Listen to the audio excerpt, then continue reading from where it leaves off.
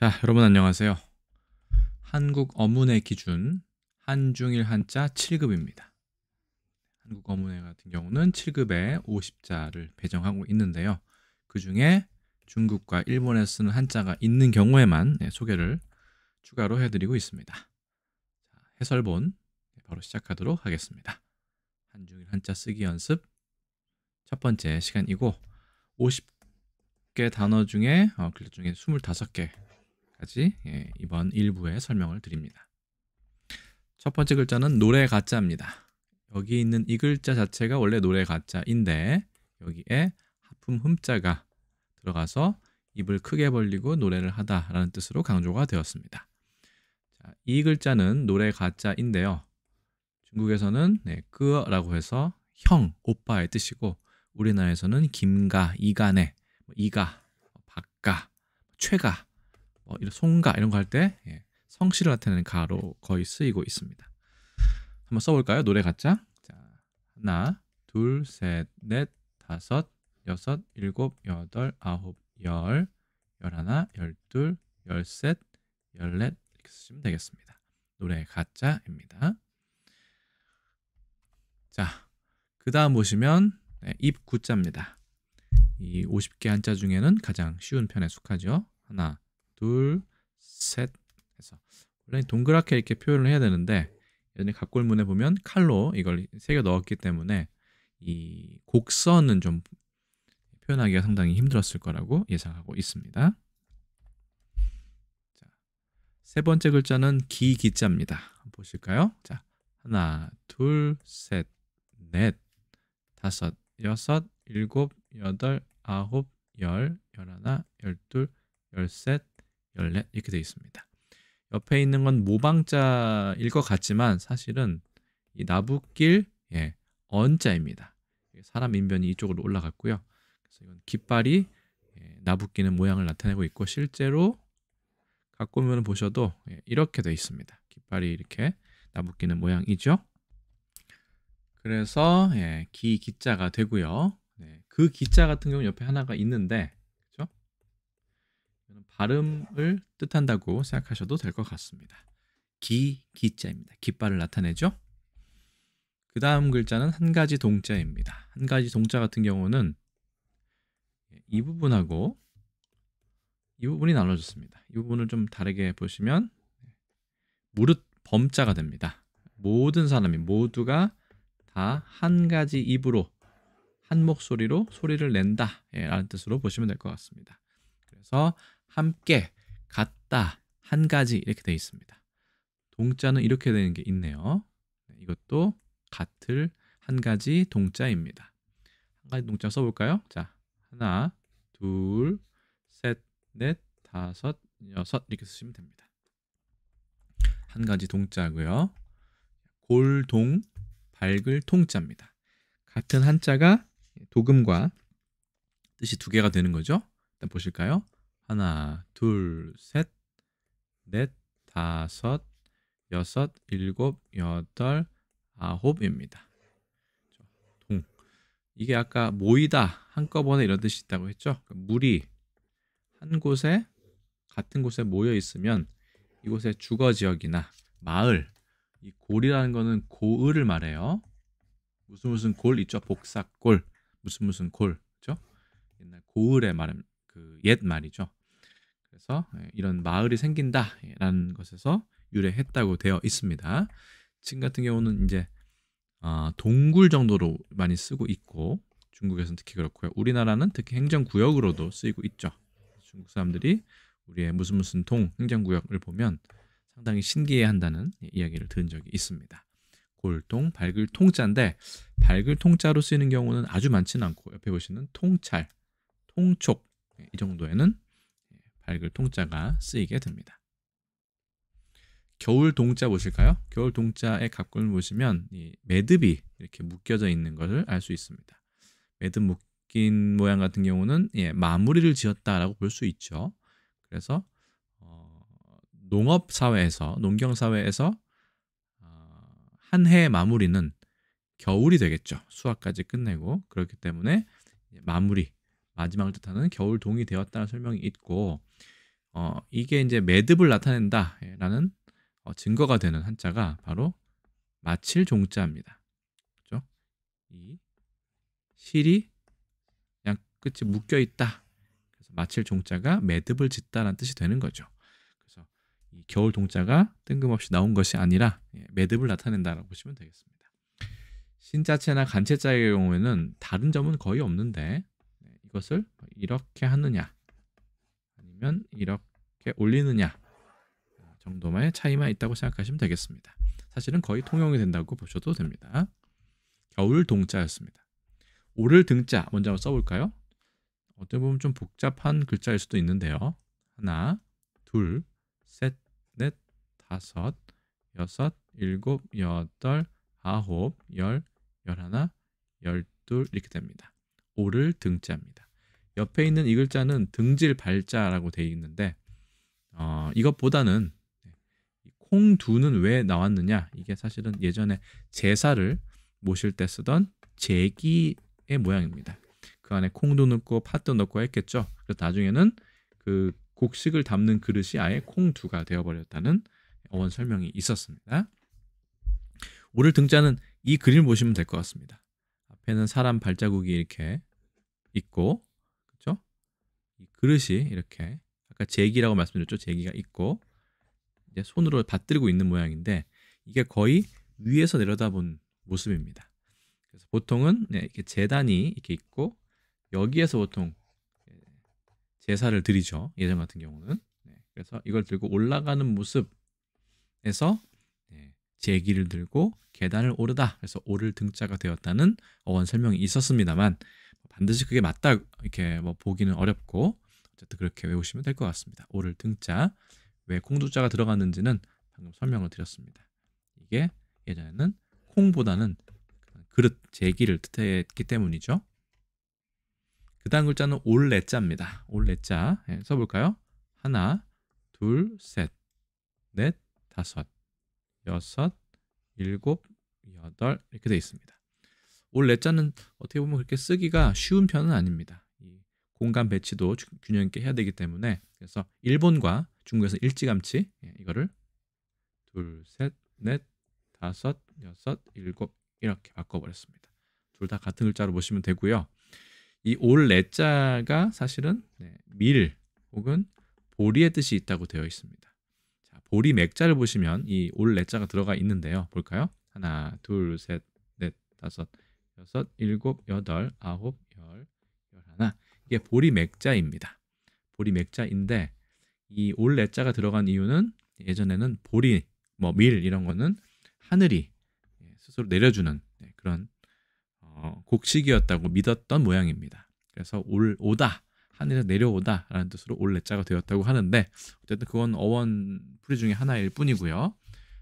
일설에 따르면 이 올레자는 소맥, 그러니까 밀이라는 뜻이 있고 그 다음에 보리맥자, 아까 썼던 보리맥자 같은 경우는 대맥, 그러니까 보리의 뜻을 예전에 가지고 있었다 라는 설명도 있었습니다. 신자체 간체자는 이렇게 쓴다는 거 말씀드렸고요. 올레자는 보리와 관계가 있다. 자, 넘어가겠습니다. 늙을 노자입니다. 늙을 노자는 일단 각골문 보시면 머리가 풀어헤치고 그렇죠? 이렇게 지팡이를 짚고 허리를 숙여서 다니는 사람의 모습을 볼 수 있습니다. 그래서 지팡이를 짚고 수치 없는 머리가 휘날리는 이런 모양이기 때문에 노인이다. 사실은 여기에 있는 이것 자체가 늙을 노자입니다. 이 자체가 거기다가 비수 비자가 들어간 모양이라고 보시면 되겠습니다. 늙을 로 장음으로 되어 있네요. 다음에 마을 리자입니다. 마을 리자를 분석해 보시면 원래 이렇게 쓰면 안 되지만 밭전자에 흑토가 있는 걸 알 수 있습니다. 지금 그렇게 쓰지 않고 둘, 셋, 넷, 다섯, 여섯, 일곱 이렇게 쓰지만요. 그래서 밭과 땅이 흙이 있는 이곳은 바로 마을이다 이렇게 되어 있고요. 예전에는 1, 2 그러니까 한 마을이 25가구를 기준으로 하는 곳이었다고 되어 있는 곳이 있습니다. 그리고 이 리 같은 경우는 이 A 마을과 B 마을의 거리, 평균 거리를 쟀는지 아니면 가늠을 했는지 모르겠지만 대략 400m의 거리도 마을 리자를 써서 1, 2라고 얘기합니다. 중국에서는 한 500m 정도를 1, 2라 얘기하고요. 자, 넘어가겠습니다. 마을 리자 장음이었습니다. 숲을 림자 보시겠습니다. 나무가 두 그루 있죠. 하나, 둘, 셋, 넷, 다섯, 여섯, 일곱, 여덟 이렇게 되어 있습니다. 숲을 림자는 동체회의라고 해서 같은 몸이 있는 뜻이 두 개가 뜻이 모였다. 회의 이런 뜻이고요. 마늘 다자도 고기 육자가 두 개 겹친 것이고 물건 품자도 입자가 세 개 붙은 거죠. 빽빽할 삼자도 나무 목자가 세 개가 붙은 거죠. 그래서 삼림이라고도 얘기합니다. 숲을 림자 대표적인 회의 글자죠. 낫 면자의 갑골 보시면 이렇게 돼서 눈이 상당히 강조되어 있는 걸 알 수 있습니다. 여기서 이제 보면 낫 면자가 이렇게 바뀐 것을 알 수 있죠. 낫 면자입니다. 그래서 동양 같은 경우는 사람의 눈을 더 중시하고, 그렇죠? 서양 같은 경우는 입술의 모양도 상당히 중시하는데 표정에서 우리 이모티콘만 보아도 우리는 이렇게 많이 쓰죠. 동양에서는. 서양에서는 보통 입꼬리 모양을 중시하는 걸 알 수 있습니다. 여기와 관련이 있는지 모르겠지만 어쨌든 예전에 중국에서는 얼굴을 나타낼 때 눈이 가장 중요한 요소라고 생각했던 모양입니다. 넘어가겠습니다. 목숨 명자입니다. 위에 있는 건 삼합집자고요.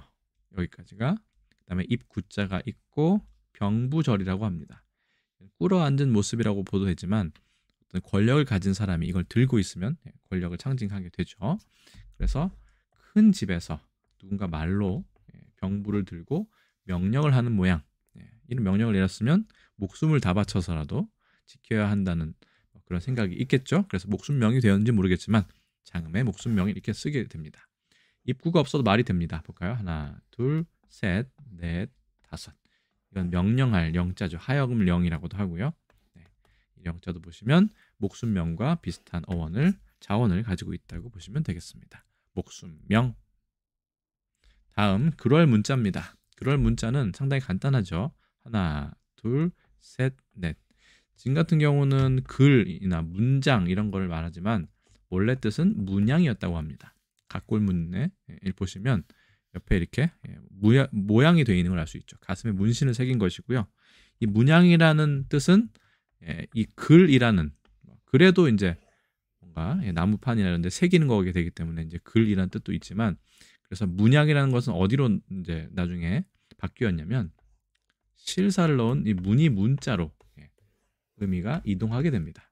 여기에는 글이란 뜻만 남게 되어 있는 거죠. 글 문자, 글월 문자입니다.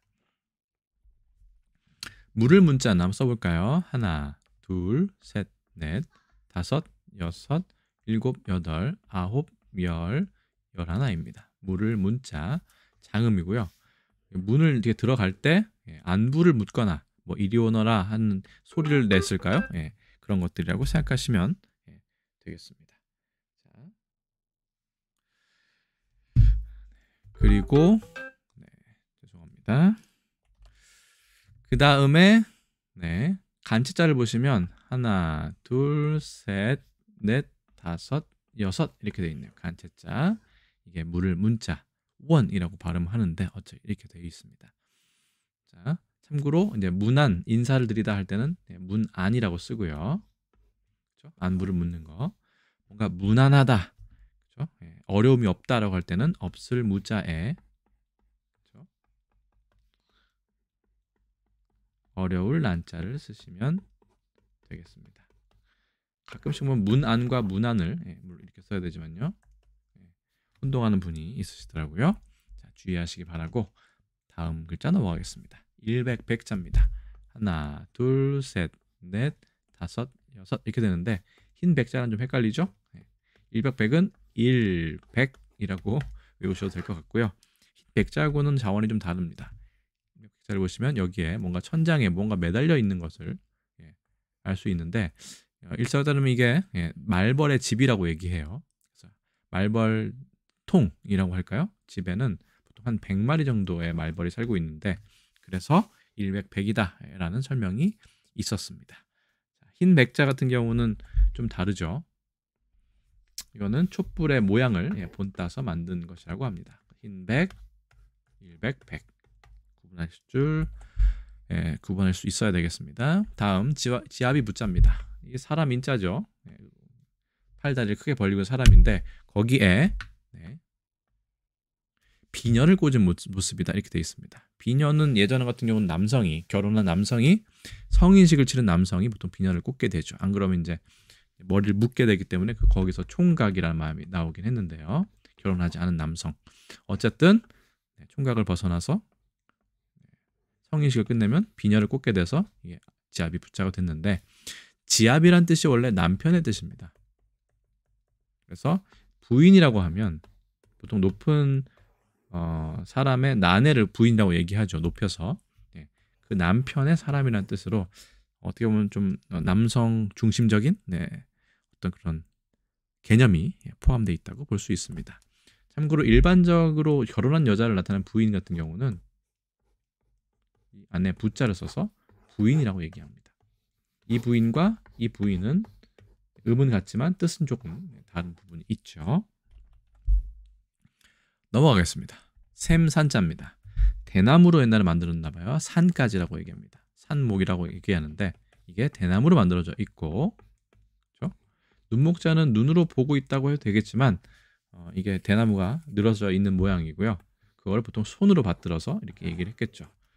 대나무를 이리저리 산까지를 이리저리 해서 계산을 했겠죠. 그래서 샘산자가 됩니다. 장음이네요. 산까지. 그 다음 빛색자입니다. 빛색자의 자원풀이는 여러 가지가 있는데요. 첫 번째는 칼로 누군가 여성이 가지고 있다 뭐 이런 뜻으로 볼 수도 있습니다. 무릎을 꿇고 있는 여성이 칼자루거든요. 칼을 들고 있는 모양에서 끈타라고 해석을 하는 경우도 있는데 이거 같은 경우는 실사를 넣어서 보시면 끈을 절자가 되죠. 여기에서 되고 끈을 절자를 이렇게 쓰기도 합니다. 칼 도자를 아예 넣기도 하죠. 이렇게 되면 끈타의 뜻도 있지만 어느 자원풀이에서는 이게 칼이 아니라 남과 여가 관계를 맺는 모습이다. 관계를 맺을 때 보통 홍조를 띠거나 얼굴이 좀 빨개지거나 얼굴 색이 변한다고 해서 빛깔, 빛색이라는 표현도 있고요. 그 다음에 그런 어떤 좀 평소보다는 야한 그런 생각이나 어떤 개념 같은 거를 색이라고 얘기하기도 하죠. 어쨌든 그래서 이게 이제 성과 관련된 뜻도 있다고 풀이되어 있습니다. 빛색자 한번 써볼까요? 하나, 둘, 셋, 넷, 다섯, 여섯 이렇게 됩니다. 빛색자입니다. 그 다음은 저녁석입니다. 저녁석이나 달월이나 비슷하게 달을 나타내는데 일설에 따르면 저녁석은 반달, 그 다음에 육달월, 이 육달월의 월자는 육달월이 아니죠. 월자는 달월자는 초승달을 나타낸다고 되어 있습니다. 재밌었던 게 그 저녁에 어둑어둑하니까 사람 이름을 불러서 누구야라고 입으로 부르는 것이 이름 명자였죠. 자, 지난번에 설명드린 적이 있습니다. 21번 한자는 적을 소자입니다. 장음으로 되어 있네요. 적을 소, 작을 소 모두 어원이 비슷합니다. 심지어는 모래사자도 어원이 비슷한데요. 뭔가 작은 물체가 이렇게 있는 거죠. 얘도 모래가 이렇게 여러 가지 흩어져 있는 모양이라고 보시면 되겠고요. 적을 소자 일단은 적다, 수량이 적다, 수요가 적다라는 적을 소자입니다만 이제는 작을 소와 혼용해서 쓰였다. 자, 그 다음 보시면 간체자가 어떻게 보면 거의 비슷하게 생겼는데요. 살짝 다른 점이 뭐냐면 우리는 그래서 이걸 이렇게 삐치죠. 갈고리를. 하지만 간체자에서는 보통 그냥 놔둡니다.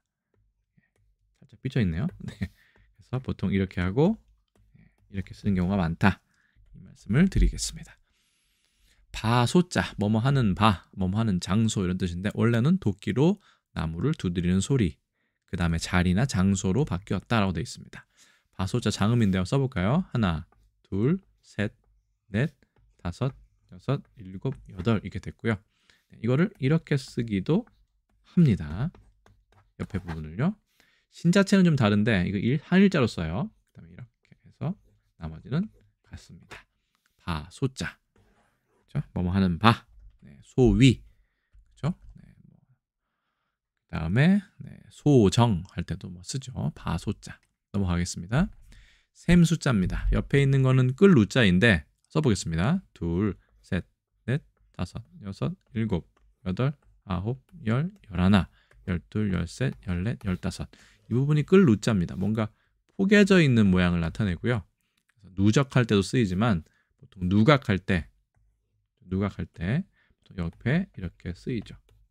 우린 중화요리집 우리나라에서 무슨 루 할 때 많이 쓰이죠.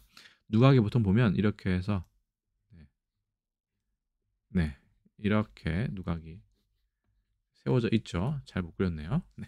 어쨌든 이렇게 겹쳐져 있는 것을 루라고 얘기하는데 셈도 역시 이 겹쳐져 있는 숫자를 막대기라고 아까 말씀드렸어요. 그 산까지 셈 산자 할 때도 말씀드렸는데 그거를 손으로 이렇게 하나하나씩 쌓아가지고 계산을 한다. 셈수가 됩니다. 신자체나 간체자가 똑같습니다. 볼까요? 하나, 둘, 셋, 넷, 다섯, 여섯, 일곱, 여덟, 아홉, 열, 열하나, 열둘, 열셋 이렇게 되어 있네요. 셈 숫자이고요. 일본과 중국이 같은 글자를 씁니다. 심을 식자 보시겠습니다. 하나, 둘, 셋, 넷, 다섯, 여섯, 일곱, 여덟, 아홉, 열, 열하나, 열둘 이렇게 되어 있습니다. 이게 고들직자, 지난번 말씀드렸지만 뭔가 똑바로 눈으로 바라본다 이런 말씀을 드렸죠. 그래서 나무를 심을 때는 똑바로 심어야 된다 라는 어원이 있었고 문을 닫을 때 쓰는 고든 나무다 라는 자원풀이도 있었습니다만 어쨌든 나무를 심다, 심을 식자가 됩니다. 요즘에는 꼭 나무뿐만 아니라 뭐 이식을 한다, 심장 이식이다 할 때도 심을 식자를 쓰죠. 왜냐하면 플랜팅이라는 표현을 쓰기 때문에 영어에서 그냥 심다라고 가져온 것으로 알고 있습니다. 간체자는 고들직자만 다르게 쓰면 됩니다. 그래서 고들직자를 이렇게 씁니다. 간체자는 3획입니다. 하나, 둘, 셋. 그 다음에 이렇게 쓰시면 이게 간체자의 심을 식자가 되겠습니다. 마음 심자 보겠습니다. 상당히 간단하죠. 하나, 둘, 셋, 넷 이렇게 되고요. 보통은 이렇게 쓰기도 하고 인쇄처럼 이렇게 쓰기도 합니다만 보통은 이렇게 쓰죠. 이렇게 그렇죠? 이렇게 더 쓰기도 하고요. 자, 마음 심자는 보시면 아시겠지만 하트랑 비슷하게 생겼죠. 예전에 해부학이 발달하지는 않았을 텐데 동물이나 사람의 심장을 보고 그린 것이 아닌가 싶습니다. 그래서 예전에는 그 마음이 심장에서 나온다고 생각을 했겠죠. 심장의 모습을 묘사한 상형 글자입니다. 그래서 이 마음 심자는 왼쪽에 변으로 나오면 이렇게 되고요. 그렇죠? 아래쪽에 나오면 이렇게 되기도 합니다. 작을 숫자랑 좀 다르죠? 이렇게 변형된 모습을 나타나기도 하는데 마음 심자는 심장의 모습을 본뜬 것이다. 영어로는 heart에 속하죠. 그래서 마음심까지 한번 보았습니다. 그래서 일단은 7급의 첫 번째 25번째 글자까지는 여기까지 해설을 드리도록 하고요. 다음 시간에는 2부에서 26번부터 50번까지 7급 한자에 대한 간단한 설명과 그다음에 중국과 일본에서는 어떻게 쓰는지에 대해서도 해당 사항이 있을 때 설명드리도록 하겠습니다. 모두 고생하셨고 저는 또 다음에 다른 컨텐츠에서 인사드리도록 하겠습니다. 여러분 안녕히 계세요.